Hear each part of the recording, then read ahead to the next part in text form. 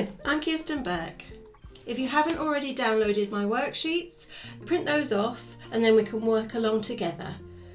You don't need to keep at my pace, you are able to pause me and return to me. I will be using my KB Sailor brush pen, my Essential Calligraphy kit and some Pentel brush pens and a 2B pencil. All of those things are available on my Amazon shop. The link of that is on those worksheets that you've printed off. I'm going to do the lowercase alphabet using a soft pencil, so don't feel that you're not getting the most out of it if you haven't got a nib. The pressure and the release is exactly the same. You just probably have to push a bit harder for the soft pencil to give you that change of contrast. Soft pencils will be marked with the letter B. We usually write with an HB pencil, so if you're able to find one that's softer than that, it will say 1B, 2B, 3B on the side of it, and this will give you a better contrast between the downstrokes where you are pushing heavily and the light strokes. Hold the paper flat with your other hand. Mine keeps crumpling up because I'm trying to keep my other hand out of the way so that you can see what I'm doing. The letter form doesn't need to be identical. It's about where you place the pressure. Let me show you a couple of letters using a small brush pen. This is the Pentel Touch brush pen in blue. This is my Sailor pen small brush. If you use the large brush of the Sailor or any other larger brush pen, the scale's too fine, so you won't be able to create letters that look the same as this.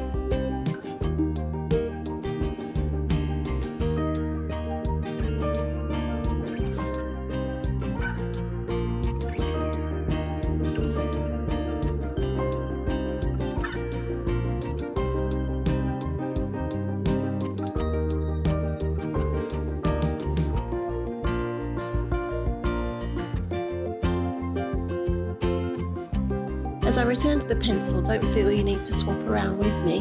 I'm just covering the tools that could be used for this workshop. But as I work with the pencil, you can really see that I'm needing to apply quite a bit of force to get my downstrokes and give it some weight. You aren't able to get that exact same thickness that you are with a nib or a brush pen, but a pencil makes a great tool when you're learning, as it needs to be very deliberate when you change the pressure that you apply, which will help you to reproduce these movements without conscious thought, which is referred to as muscle memory. As I go back to using my Sailor brush pen, I can demonstrate how the opposite is true with this. Making the thick stroke with a brush pen is easier, but it's that delicate upstroke that's the challenge with a brush. Keeping it fine and consistent's hard. I use my fingers, the ones nearest the page, to steady my hand, help me make those fine strokes.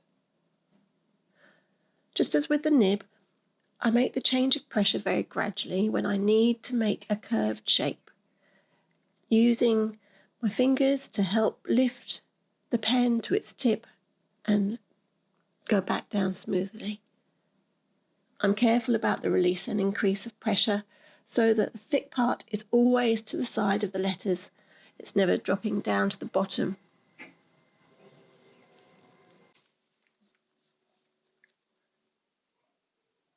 Remember to move the paper so it's comfortable for you to write.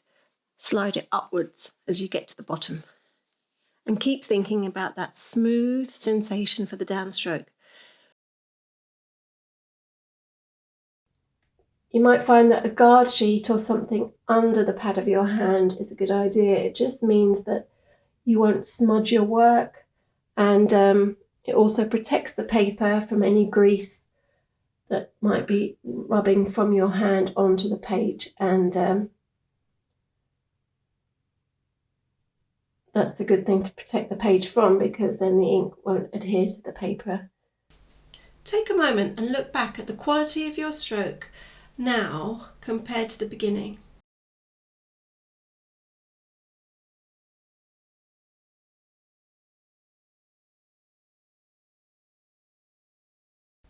Look how much you've improved.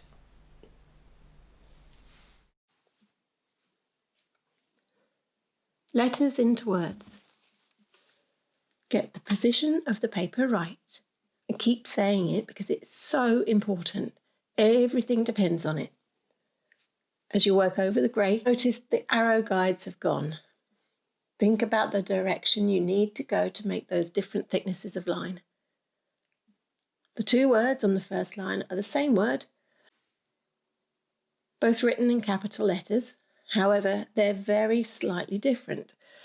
That's because modern calligraphy, it doesn't require you to have every letter identical.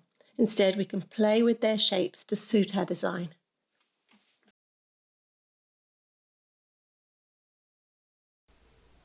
Remember to move the paper so it's comfortable for you to write. Slide it upwards as you get to the bottom. And keep thinking about that smooth sensation for the downstroke. When you're using a nib, the tines need to hit the paper equally so they can open.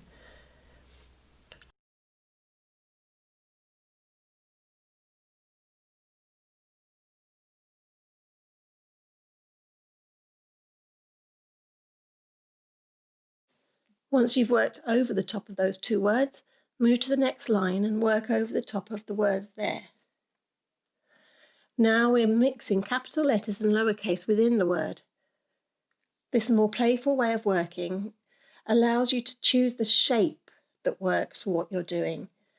So you may decide a lowercase t is best to begin your greeting, but the shape of a capital H looks more dramatic than the lowercase. Modern calligraphy enjoys playing with the shapes of the letters to make patterns with the words. To really go to town with this, you could try substituting one of the letters with a doodle of a similar shape, like I've done here.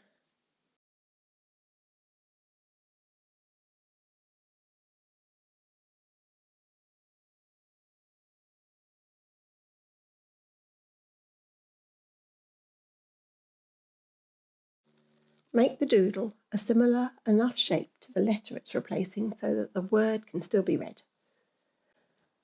Keep the pressure and release happening when you work over the heart shape, because if you treat your drawing in the same way as your lettering, they'll fit in perfectly with the design.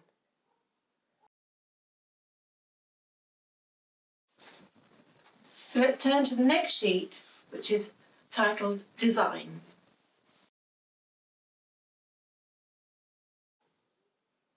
One way to add interest to a design is by swapping the tool I write with or the colour of the letter.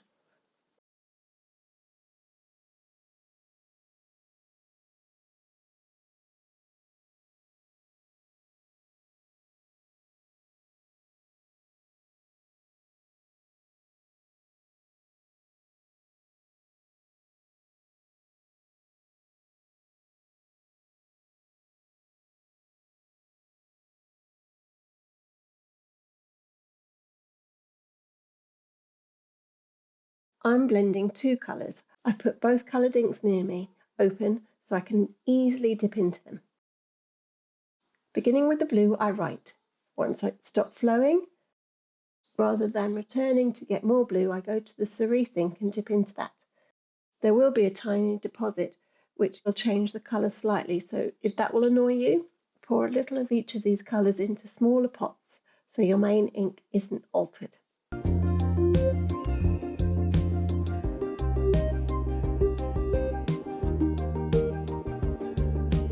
You need to go back to what you've written quickly so that the inks blend together, because for them to do that, they both need to be still wet.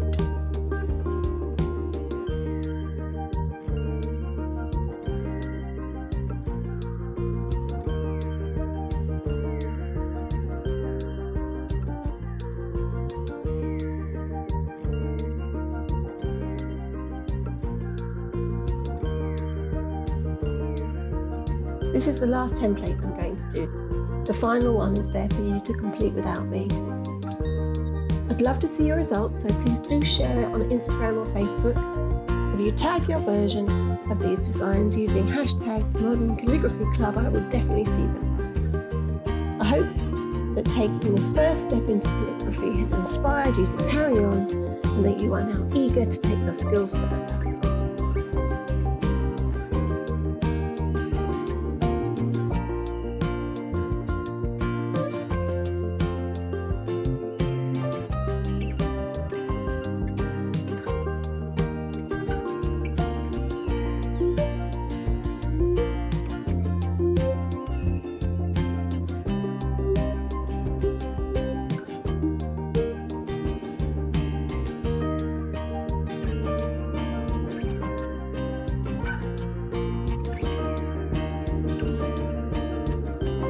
We have all sorts of resources for you to access to carry your skills forward. We have a series of books, nib and brush, beginner and intermediate. We have regional workshops, and also if you subscribe to our YouTube channel, there's plenty more free tutorials and lots of project ideas. So have fun, and I'll see you another time.